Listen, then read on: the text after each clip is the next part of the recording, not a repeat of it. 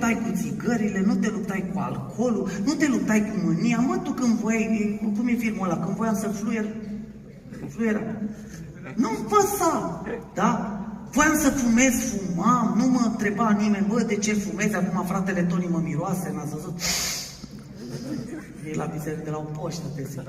Bă, voiai să bei, beai, nu te întreba nimeni de ce ai băut, de ce ai ochii roșii de la Ambrozie. Am aveți scuză, da?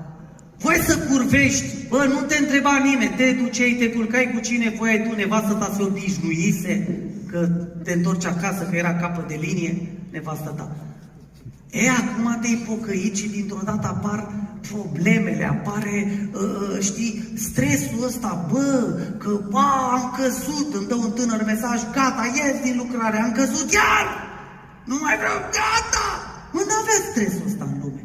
Și pe lângă stresul ăsta, ce credeți? Mai vine și dracu cu altele, cu încercări, cu probleme, cu tot felul. Îți pune neamul în cap, îți pune la locul de muncă. Și vine o zi în care spui ca evreii din pustie, zici, mai bine era în Egipt. Și Egiptul e sclăvăgeala diavolului.